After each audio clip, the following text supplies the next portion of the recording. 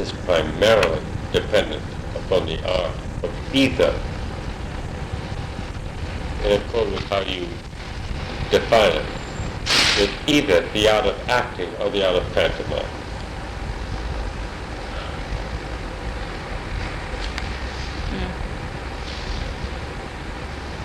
Okay. And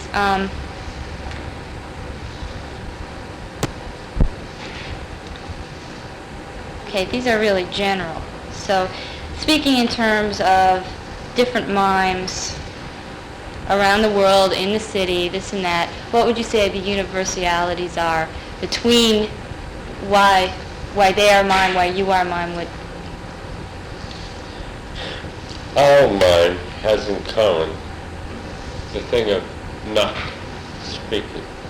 Not necessarily. No, I'm saying necessarily.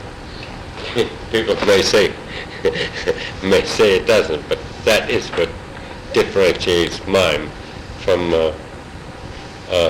experience in any kind of theater. Mime is a non-speaking performer to begin with. Once we get there, we have a hell of a lot of other distinctions, such as to communicate by gesture is one kind of mime. To communicate by acting is another kind of mime. By acting, what do you mean? Like we do, the American Mime Theatre. Or to communicate by pantomime is another form of mime. What's difficult is that mime and pantomime, while they are used synonymously, they mean two different things. Mime is a kind of silent acting. Pantomime means the handling of illusions so that people respond to what you're doing by the handling of those illusions.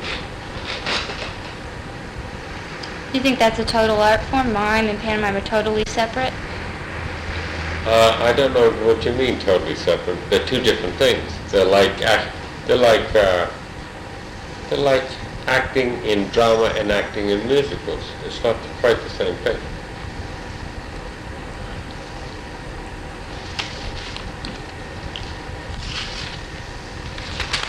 The people who are selling pantomime are selling a delight in convention.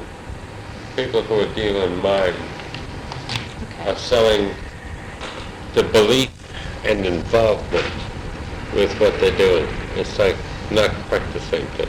Right. It's I like think that's actors. pretty well known. I think that pantomime they know that it's just a small part of what mime. Good. I don't know that they do any more than, I would say to you another thing, more complicated than this. When you say the word acting, what Marlon Brando does and what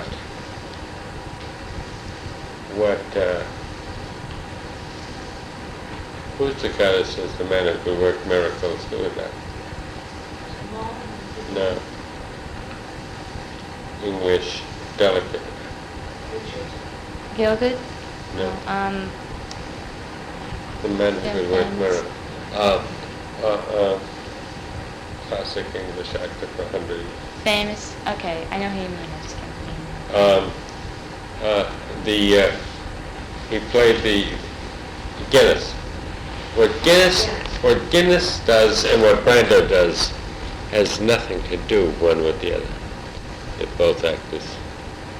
They have nothing to do. When we say acting, we mean 30 different things. Okay. When we say mime, we mean at least 50 different things. In the world of mime, there is very little fundamental differences. And among those fundamental differences... Little fundamental differences? You mean between mime? Okay. Yeah.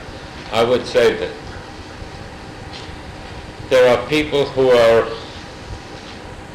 when they say mime, they are truly concerned with communicating conventions. All the Marceau imitators There's a very few outside of that who are concerned with eliciting involvement. Those are people like us. Very few. Okay. Do you think that there is an evolution happening within the artists? No. You don't? No, no. You don't see it at all? No, it's comfortable. That's a comfortable belief for artists. But it's not what's happening. So. Yeah? No. Do you think that there is that this eliciting involvement yeah. would pertain as the same thing to actors, the same thing to dancers? Do you think there's that in the acting world? No, I think the acting world is always dependent upon that attempt. If they don't make it, they lose and miss, clearly. Oh, that's interesting. See, mimes are in the funny position. Mimes, as a general block, don't know whether they should be communicating a certain form of information or a certain form of involvement. And what I'm saying... Certain form of communication? Understanding. Could that be because that form of communication is so new that they have to develop that before they can get to the other thing? No, it's very old, Janet. Of course it's not new. Then how come it's so it's so rare? Because the people who practice it are have such a slight history behind them that if they communicate the information, they're satisfied. All right, so why do they have such a slight history? There's just not that much... Because there's not that much activity behind them. Prior to the crew, there's nothing for 100 years. And Marceau is primarily concerned with that group that I just described as communicating information. Nobody looks at Marceau and attempts to, you're not moved by him. Well, At best, you're interested or excited, but not moved. but wouldn't you say that possibly that could be the part of the process where it's at? For example, that you spend a lot of your time in the teaching and the discipline and the specifics as opposed to creating new material that needs to move an audience and stuff like that. You spend more time here, and there's a reason for that. If you probably... I spend more time doing what? I haven't heard you. Teaching and being specific about procedures and teaching to students rather than creating new material, which is maybe what Marceau's doing. No?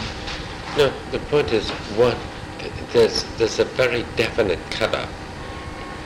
In the legitimate theater, if we don't theatrically accept and believe the people, we have nothing. Uh-huh.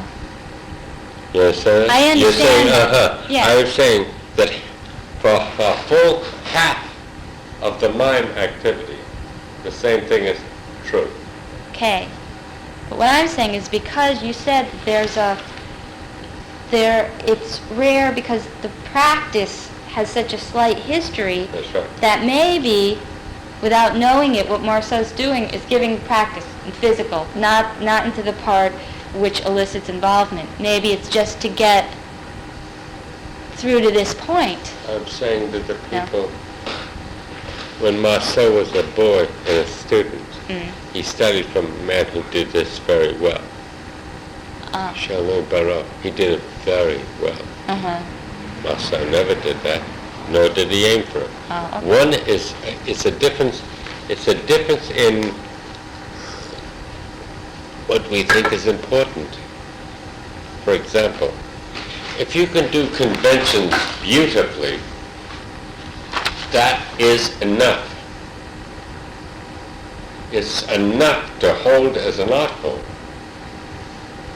But most of the people who follow Marceau can't do that. Even his own beginning company and his own ending company could never do that. He had a particular gift as a French Jewish boy. He had a particular gift for conventions that made it like, that's enough, it's all right. You don't have to do anything. Nobody ever believed Marceau as a character. Right. Never, Okay. and you didn't have to. But what I'm trying to get at, not necessarily just Marceau, is mime in an incubation type of period now, which is why it's not in the mainstream. Do you feel that, first of all? It's not Am I only not in the assuming? mainstream, it is on the peripheral edge of activity and at the brink of extinction for very good reasons, And because what's so much terrible work has been done under its name. And you feel Terrible. like that's really the only reason? It's not because there Of hasn't been course. enough back? That is the reason. Mime has had 100 chances to succeed and become major.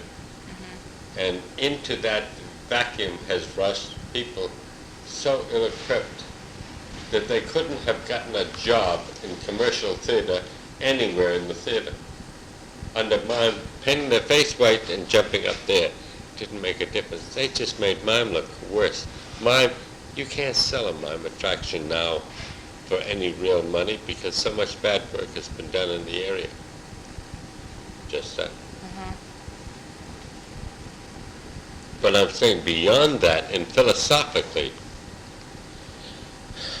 Marceau, as a French Jewish boy, and Probably put write that this down, down. French Jewish boy, said by me, had a particular gift before the world ever heard of him. He was like a delight to watch because he made conventions viable. He was never an actor. He was never believable. And all of the people who followed him, they wore striped shirts and white faces without his innate gift, which comes from being French and Jewish. And so what they do is they simply communicate certain conventions that nobody gives a shit about. You watch them and you say, How do you spell that? you say like snore, snore, snore, snore. All right. Now, what I'm saying is, there's central line. When I say mime, it's a word like dance. When you say to me dance, you're saying the New York City Ballet, you're saying the African ethnic dance, you're saying what happens at the Ritz on Saturday night. When you say mime, you're saying the same. Mime covers many different kinds of activities, but the primary difference is, one, the people who sell conventions and the people, a smaller group of people who sell involvement. Nobody's ever involved with Marceau. You never believe those characters because he's such a fucking lie. He's a non-actor. No. And with us, we who are actors, we can't do the conventions that Marceau does easily. He can't do them well at all. We're nowhere near as good. And everyone falls on one of those, let me say that, and that is not so strange because, as I told you, Alec Guinness, could never play Marlon Brando's role on the waterfront. Not if he lived again.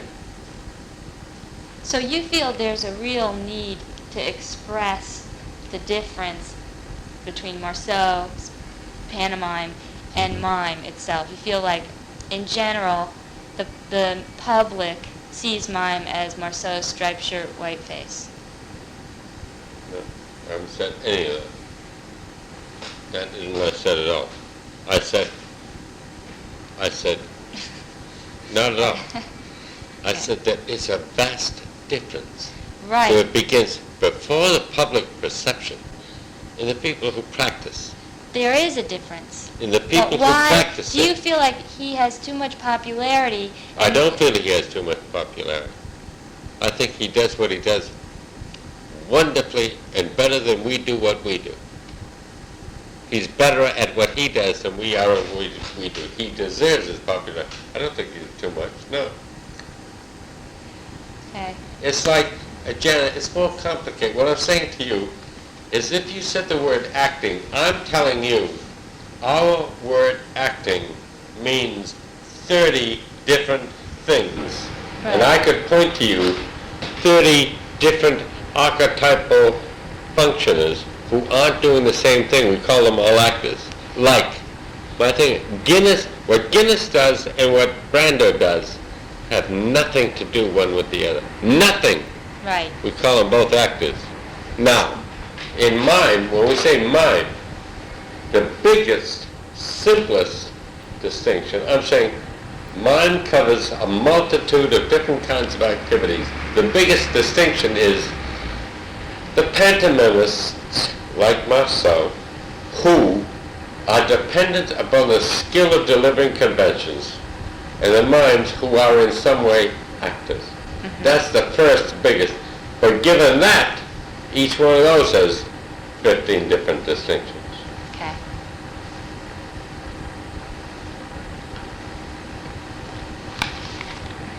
Now, as for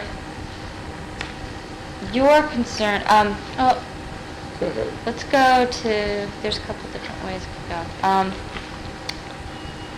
How would, well, talk about American Mime as its own unique art form that you've created, right, the past 30 years. So, The only distinction in American mime is that it formulates the particular balance of what we're asking from the front is for them to be involved and to theatrically buy activity symbols.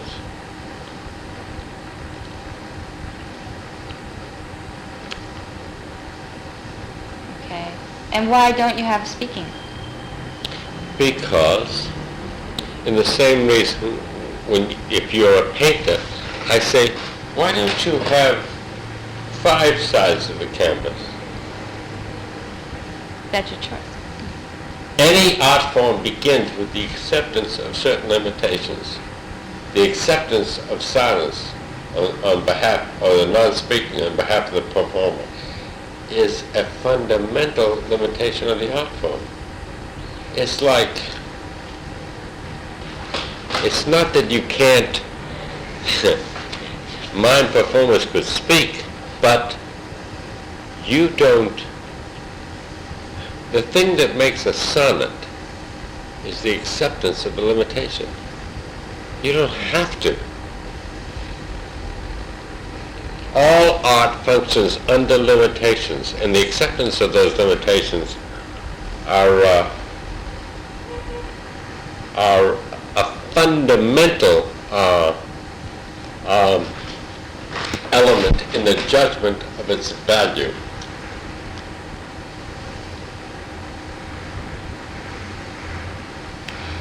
But American Mime is mime. Okay, so it's got fundamental things that, well, Marceau, you may say, isn't mime. He's not, no, wait, no. I don't know. The French use mime and pantomime synonymously. I don't. Okay, pantomime, what you're saying pantomime is only conventions, and so therefore not as... Therefore not as much. You mean, what you're saying was, if you do a convention, a totally physical thing correctly, that is as complete an art form as you need. Of course it is. In the same way juggling is. Okay. I look at both of those. Okay. That convention executed enough to bring gasps from an audience. I look at that in the same way as a juggler who has 11 objects up in the air, or a bear who dances. I finally said, holy shit, That's a performed act because it's so rare. What is absent from that, and what precludes it, in my judgment, from being an art form, Yeah. is that it is without a spiritual core. It is, I am no richer ever for seeing it, even if I'm astonished. That's the difference between the performance of a skill and an art form. Art is hooked to the communication of spirituality, by my definition. Okay. You're saying, okay, you got that? Yeah, I'm just trying to think past it. I don't It's know all if right. it's possible. I mean, It's all I right. think it is possible. I think, It's all right. All right. If I see a cow dancing on its hind legs, I may say, how absolutely incredible. I am no richer for watching it. Right. But then acting, you're saying you have to...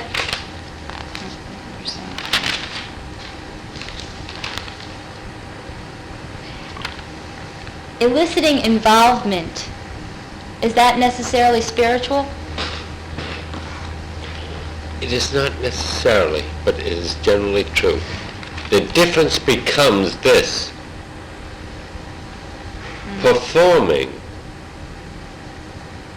can be done by someone who throws 10 knives or axes into the air and catches them. I'm saying the art of performing is always hooked to spirituality. And it doesn't have to do with those things at all. It has to do with moving the person internally. Not delighting, surprising, astonishing, surprising. It has to do with like, Right. holy shit, you involved me and you turned me around. That precludes the juggler, the knife thrower, the trained bear, yes, and Marcel. And the pantomimist, you got it Okay, right. so pantomime you're saying isn't an art form in itself. It's not an art form because it doesn't have a spiritual base. I don't say it's not an art form. I say it's not terribly important. It's a minor skill. Even though the person, like, if I train someone all the way like her, she's an old lady, fat, out of shape, and she can't do pantomime well enough to be not embarrassing. Well, That it's is not accepted. acceptable. That's not acceptable. But she can, in the thing of like a 6. With all of her fatness, she can hold you and move you, and you have to buy her. Now, I'm saying, the best pantomimist in the world, like myself, couldn't do that. But what you're doing here is you are defending yourself against pantomime like crazy.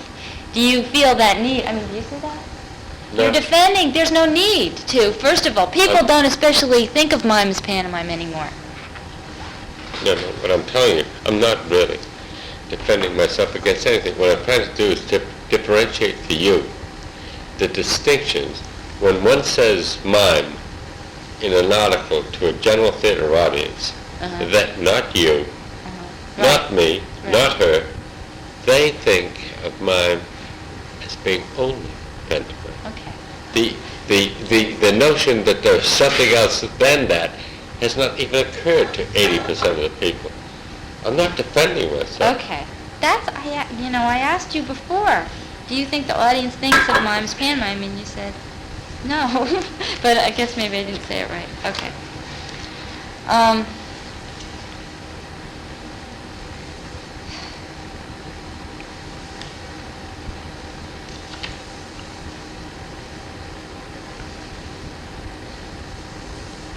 So specifically, this company that has been reworked and worked, not the company, but whose system, whose process has been worked to such a degree for 30 years, now has such a base. What do you see for the future? Do you see it about to take off? Do you see it as a possibility, and what would cause that? To become more mainstream, to become more, spoken of in the household? One, I'm not all sure it'll ever become mainstream. That's the beginning. Two, we, like all other arts, will struggle to live. And in that struggle to live, we will offer to the presenter and buying community our skills. Who's that? Who's back there? Cabinet. I see. Now, it's just like you. The great hope of the American Mime Theatre is in people like you. You will make funny parties for silly kids to make a little bit of money, but you will make a piece of material like the one I saw the tape of, going under the water and all of that. And it's like the hope of the American Mime Theatre, you, Bill George, the people who come off it, and us, is to sell a viable, believable theater experience to people who are already turned off to the very word mime. We just did a performance in New Jersey at a school where they don't give a shit about mime.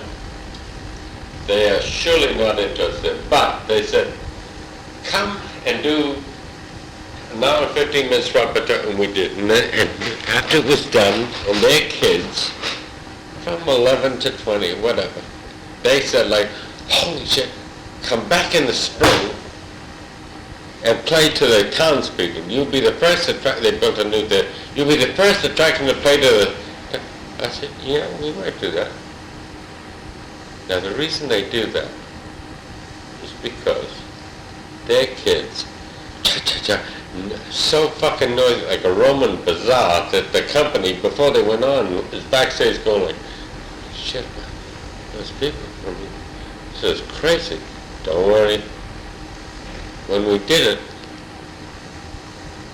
they were so taken and moved, they wanted us to come back and do it again. Now, all that means is like, with a company that's old, out of shape, and not terribly gifted, ordinary. They do this repertoire well enough to produce the involvement I talked about earlier, so that they won't. Our future depends upon the selling of that experience,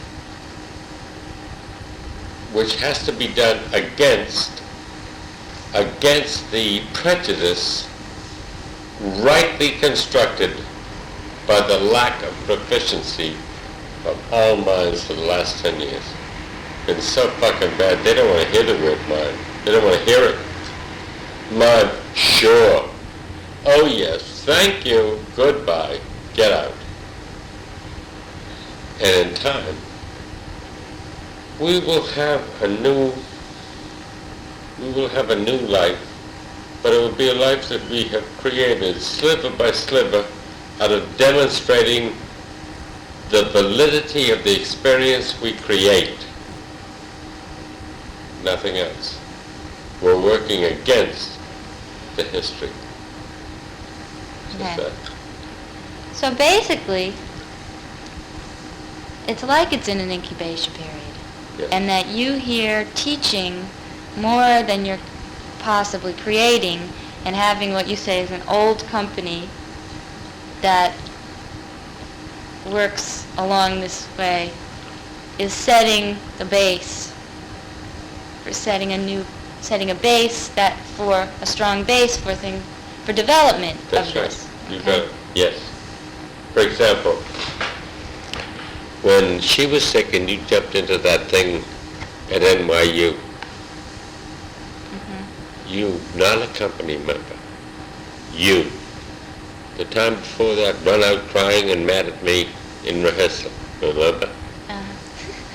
I'm not writing this, but go ahead. It's all right. But just remember, it's like you got up there, delivered that thing well, like, holy shit. That you, Bill George, Lisa, who'll be back here next week or the week after, Tim, who is still like just about making the transition from full of shit to making it. He will make it. That's what our it's about. function. Okay. Our life in the future means those seeds like that.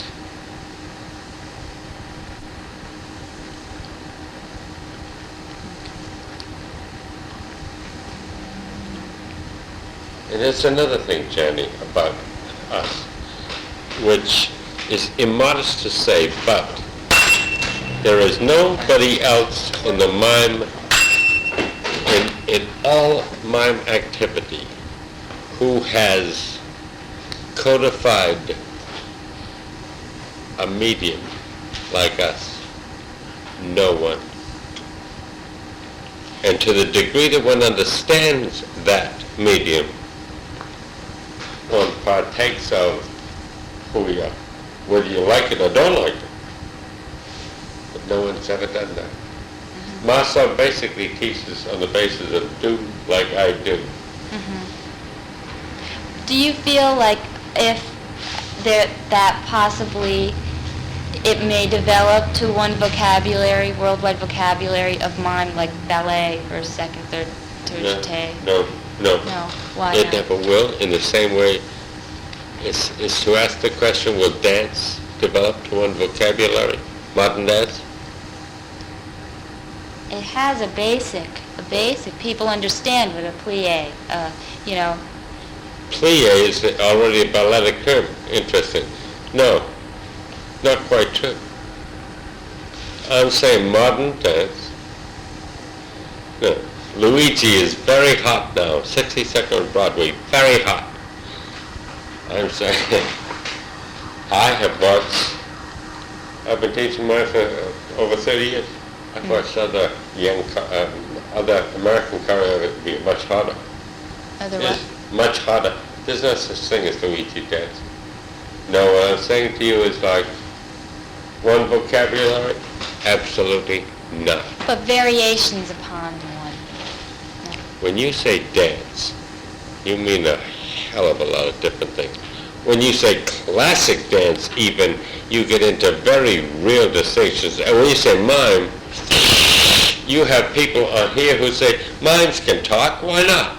Okay. People over there say, mimes are pantomimists, why not? People here say, mimes are actors, why not? People, no, they will never, and they should. I don't know that they should. I'm simply saying that they are, mimes are qualified by the limitations of the people who practice it. Just that. And then, if you and Tim go on and make material, I would simply guess that in the future, whatever you do, I would guess that you and Tim will make material that will reach for our involvement. And that's because you've been here so long. And if you get our involvement, we'll look at that material as an audience and say like, it's terrific. If you miss it, we'll say like, you're lousy. Okay. Now, someone will say, watching this, wait a minute, Jenny, Tim, you don't have to reach for our involvement at all. You can make a convention that is so interesting, pretty, that it doesn't appeal to those terms at all. But you won't. And you won't because you're here. So, okay. Now I come here because I decide to study mime. Now that's my word, okay? If an actor, You decided to study mime before you came here. Yeah, right. Right. Okay. No, I'm saying you stay here a long time. You stay here a long time with me as your teacher with great difficulty. Mm. Someone like me, your teacher would say, Jenny, that's interesting. Why do you do that? Uh-huh. Are you asking me? I'm interviewing you. Okay. All right, you're interviewing me. I'm saying that is because we are in that area of the looking for and instituting involvement, and finally that's what you're about, and finally that's what Tim's about. Now, for the sales pitch, for actors, dancers, people who head, women's groups, someone who wants to come in here and study, what would it open up to them? I don't know, there's not anything to it. Uh-huh. You think it's just a pure mime? That doesn't answer, but I'm saying, like, if you say, wouldn't it be a greater thing for... I mean, if they wanted to, okay. Why would they want to? Oh. I shouldn't have said it that way, sales. No, what I'm saying is, like, I can give a million reasons. I have a girlfriend named Susie, a crazy little girl. She came here and studied. I can't think of any experience. I've been with her for maybe 8 years. She's a very particular person and very different from me. And if you say to me, Paul, do you love her? I say, yeah, I love her. Was this a good thing for her? I said, one of the worst things that ever happened for her. Really? Well then, how good can that be? No, the system is terrific.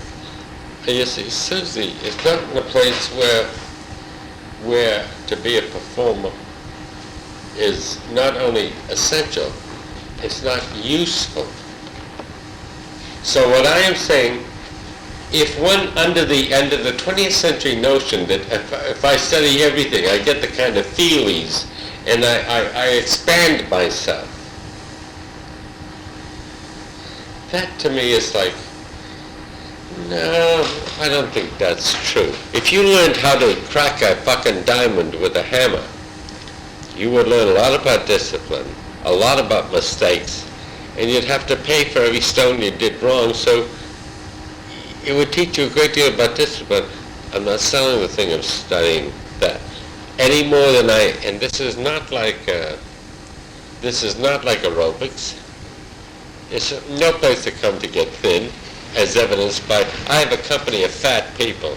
Half of the people are fucking out of shape so bad that they couldn't ever be chosen. She's saying, why didn't she choose me? She didn't choose you because you're too fat. It's like perfectly simple. It's like, this is no place to come to lose weight. So I'm saying, no. The mind thing is not a place to develop my internal instrument. Stay the fuck home. This is only useful for the person who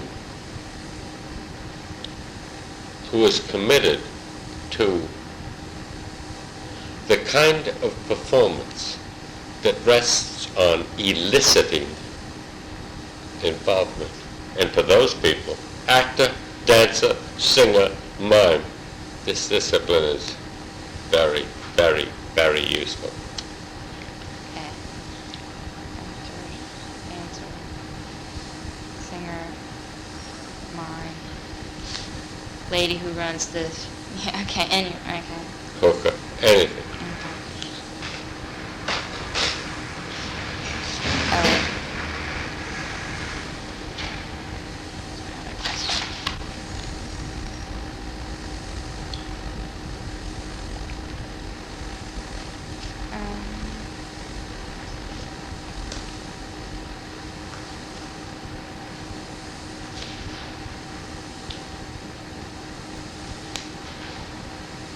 Yes.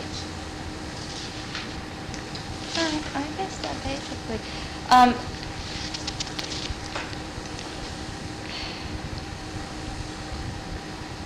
was gonna ask, mime, as we just kind of went through this, and maybe it was covered, but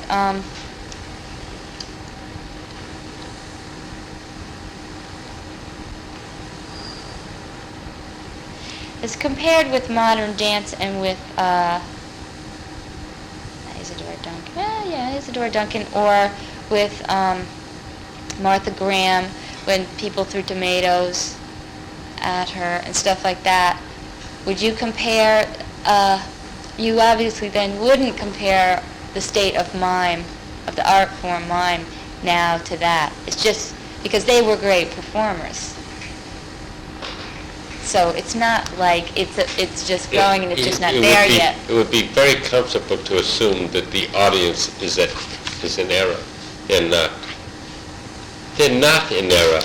What has happened in the mime tradition in the latter half of the 20th century, from 1950 on, is so much terrible, bad, amateurish work has been done. It simply turns off the audience. Just that. And you don't think that, is that part of it though? I mean, just like the mimes not the newness, strangeness, or anything. Anytime something comes around, like this guy, who's the comedian? Bill... Irwin. Yeah, Irwin. Anytime something comes along that is good, you don't have to be a genius. You pick it up and you go with it. That's the same with mime. Is that the same with Martha Graham though? They just weren't ready. Martha Graham, I have a secret thing, you can put this down. Martha Graham was lousy 30 years ago, was lousy all of her life. She was never much good. It's one of the myths of the 20th century. She was never much good, as neither was Sean and Lucy Dennis before her. The first good thing that came off that tradition was a guy named Merce Cunningham, and he was hard to understand. All the rest of them were lousy. In the same way that... What about Isadora Duncan? In the same way, Lucille Ball, I Love Lucy, was the most successful show on American television. It was always awful. Yeah. It was lousy when it began. It was lousy in the middle. And in its reruns now, 20 years later, it's equally lousy. I look at it every day and I say, like, is that not phenomenal? This fucking show, which grossed $80 million, is lousy. In the same way... That is the audience, just like it is the bad. Of course, in the same way that when they say the Beatles were terrible. They were just bad. I mean, no big mystery. Lousy. What rests on a fad acceptance and what has merit, in a way, Jackie Gleason did two series. One was called The Life of Riley. Absolutely awful. He did maybe 110 episodes of that, which are on television every day at like 4 a.m., which I watch. Lousy. And The Honeymooners, which were wonderful. Now, same performer, different writers, but those have to do with illusions. Martha Graham was always awful.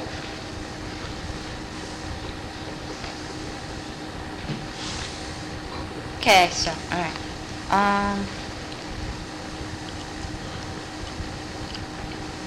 It's that thing of, what are you selling? Are you selling as a performer the delight in the illusion? That's one thing. Or are you selling an involvement where I get to care? Those are two different big mainstreams. We belong to the second. And if you don't care when you watch us, none of the above makes any difference. It's just like, this just means to get you there. If you don't buy, care, and a turn, you get nothing.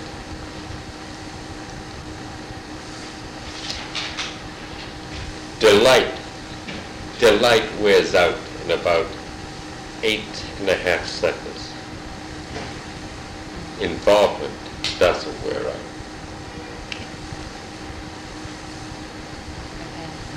Do you have anything to say about the NEA?